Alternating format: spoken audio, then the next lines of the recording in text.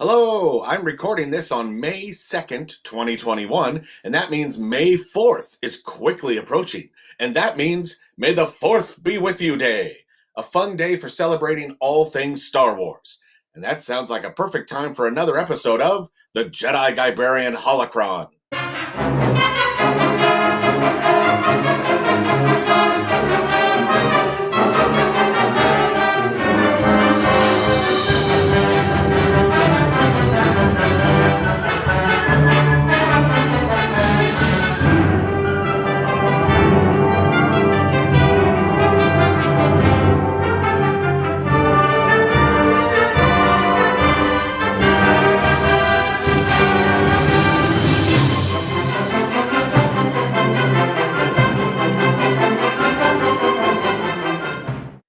On this special Star Wars Day, I want to talk about one of my favorite series of Star Wars books in the expanded universe, which is what people first called the books that continue the Star Wars adventures off of the screen and into new stories. When Disney bought Lucasfilm and decided to make all new Star Wars movies, shows, and books, they also decided to take many of the older expanded universe books and start calling those legends now instead of canon. Now, when I say canon, I don't mean the kind of cannons that fire cannonballs. No, the definition that I am using of canon means something that is considered official, like it's the official story that Disney recognizes as the main Star Wars story. So they'll tell you whether some things are canon or not canon. However, since Star Wars is really modern mythology, I personally don't like to think of any Star Wars books, movies, or shows as the official story. I like to think of them all as legends, as mythical tales that happened a long time ago in a galaxy far, far away. So we really don't know what the real story is. And many different versions can be told, just as old mythical stories of heroes from various cultures and times on our own world have many different versions over the years, but they can all be great adventures. So, of the many different Star Wars legends out there, one of my all-time favorites is a series of books by Kevin J. Anderson called the Jedi Academy Trilogy. No, not these Jedi Academy books, but these Jedi Academy books.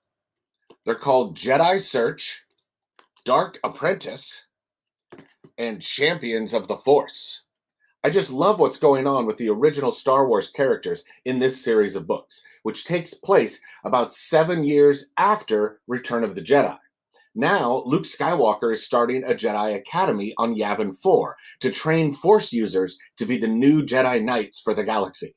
And Han Solo and Leia are married and trying to help run the New Republic, and they actually have 3 children.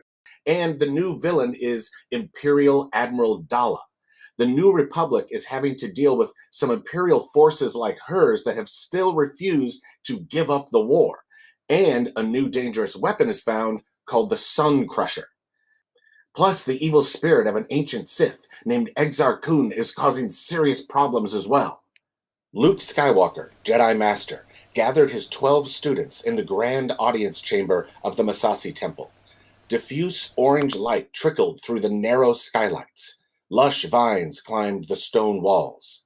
Luke remembered standing here as a young man after their brief victory celebration following the destruction of the Death Star. He smiled as he recalled how Princess Leia had presented medals to him and Han Solo and Chewbacca. Now the grand audience chamber stood empty, except for Luke and his small group of Jedi candidates. At the podium, Luke tried to stand tall. He found the core of peace inside him that allowed him to speak with a firm voice. I have brought you here to study and to learn, but I myself am still learning. Every living thing must continue to learn until it dies. Those who cease to learn die that much sooner. Though I will teach you everything I know, I don't want you merely to listen to me lecture.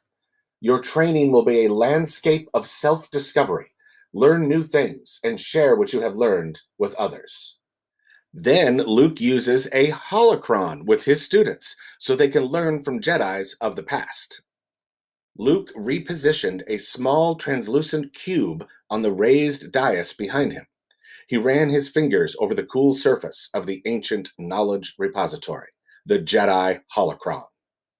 "We will invoke a past Jedi Master from the Holocron," Luke said.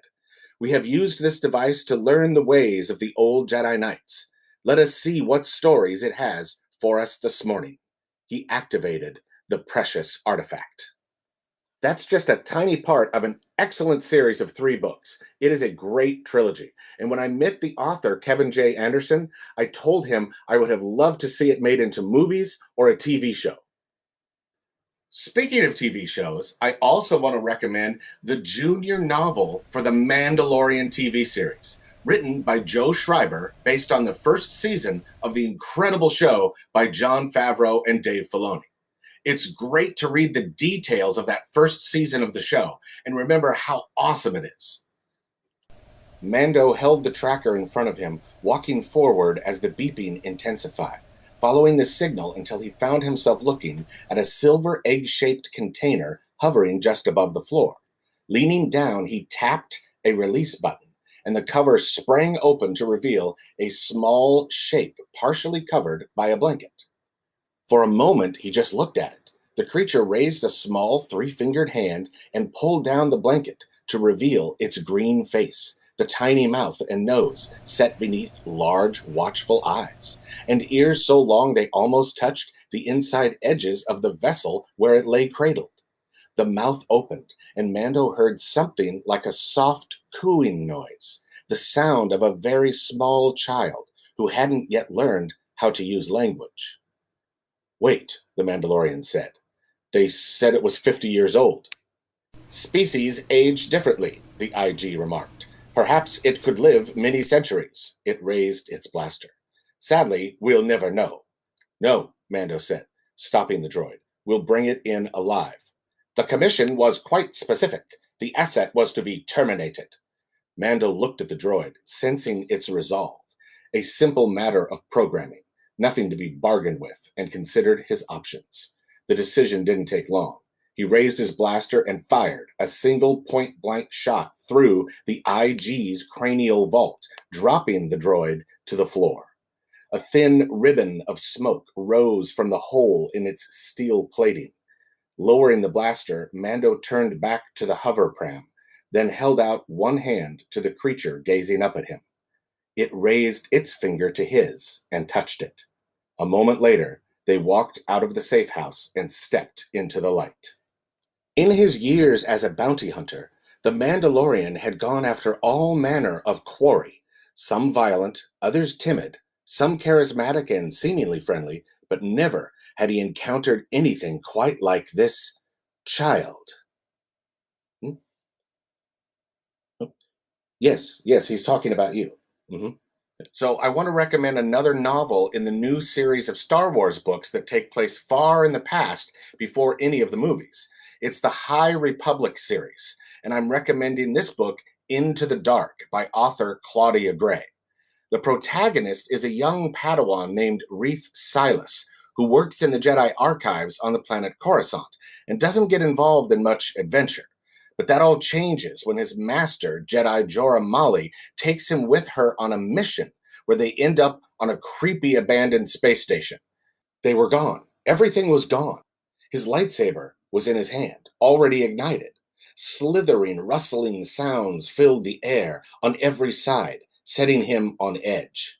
Fog, almost steamy in the sudden heat, coiled around him. Reath looked around wildly, trying to understand how the scene had changed. He shifted his body into battle stance, took a deep breath, and tried to brace himself against a threat he could not see. Then, amid the fog, only steps in front of him, came a sudden streak of blue light, a lightsaber blade, one that would be used to kill him. Stumbling forward through the fog, Reath called out, "Why are you doing this?" The figure jumped forward at a speed that rendered him, her, it, just nothing but a blur. Reath had no time to focus on his attacker before a booted foot hit him squarely in the chest, knocking him to the ground. He gasped for breath that would not come. He tried to push himself up, only to sink his hands deeply into warm, oozing mud. A lightsaber's hum made his ears prick and sent a shiver along his skin. It wasn't his own blade. That one had been knocked away from him, so it had to be his opponent's that was rising overhead and then slashing down. And then nothing. Reith found himself on all fours on the floor of the space station, surrounded by nothing more ominous than ferns and a couple of contented 8T droids. His heart pounded with adrenaline, his whole body still on edge for a fight that was no longer happening, or had never happened. Reith stood up, took a deep breath, and brought his awareness back to his body. Normally he would have called on the Force to center himself, but not now. They were surrounded by darkness, a darkness that sought to terrify and confuse the Jedi. It's impressive the way the author, Claudia Gray, creates this very creepy setting and mood by using descriptive words like slithering and rustling sounds, and also by just filling the setting with darkness and with mysterious fog. Also, just by having a mysterious unseen enemy around the Jedi creates a very suspenseful mood. The protagonist is being attacked, but he can't tell who is attacking him or if it's even real, and that makes things very suspenseful. Speaking of suspenseful, the last Star Wars book I want to tell you about today is this new graphic novel collection of suspenseful short stories all tied together in something called Tales from Vader's Castle by Cavan Scott. It starts when a group of travelers have a damaged ship and they need to quickly land somewhere to get help and make repairs. Unfortunately, they have to land on Mustafar, where they approach and enter a big, scary-looking castle. During this time at the castle, they also start sharing a few suspenseful stories together that they have heard over the years. Kind of like a group of friends telling spooky stories around a campfire, but in this case, it's in a spooky castle, and it's the Star Wars universe. The stories shared include characters like Han and Chewie, Count Dooku, and even the Ewoks.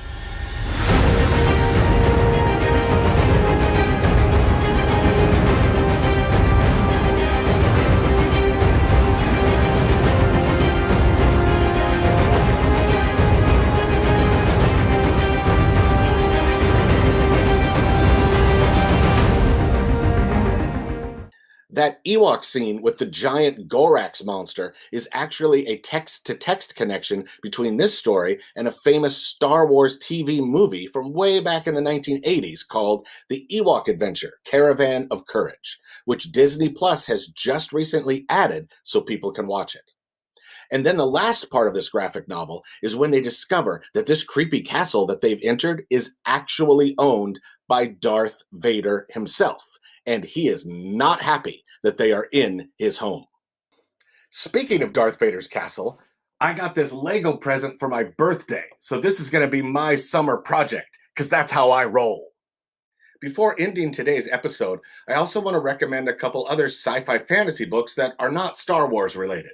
If you like the genres of science fiction and mythology, I recommend Sal and Gabby Break the Universe by Carlos Hernandez. It's recommended by famous myth writer Rick Riordan, and it's about two students, Sal and Gabby, who do not get along at first, but find themselves becoming friends when they get caught up in an adventure that involves the power to create rips in time and space when transporting things from other universes.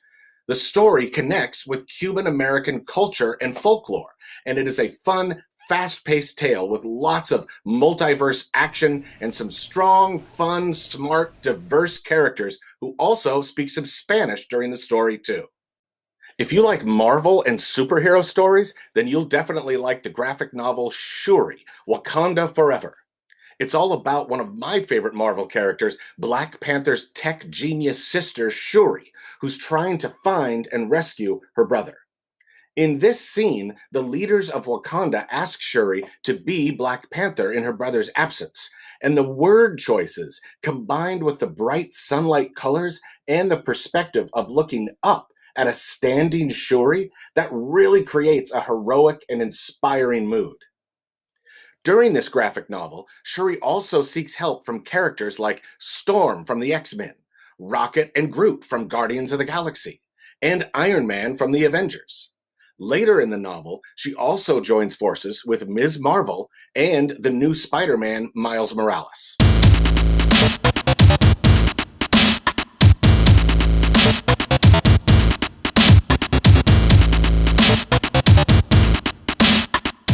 Well, that's all the time we have today. But before you go, take a look at some of the different May the 4th Be With You activities that are available online.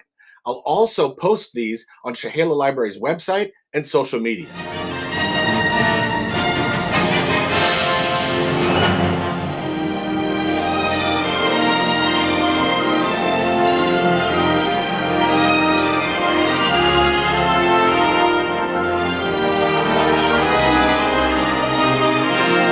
Have fun, keep reading, and see you next time.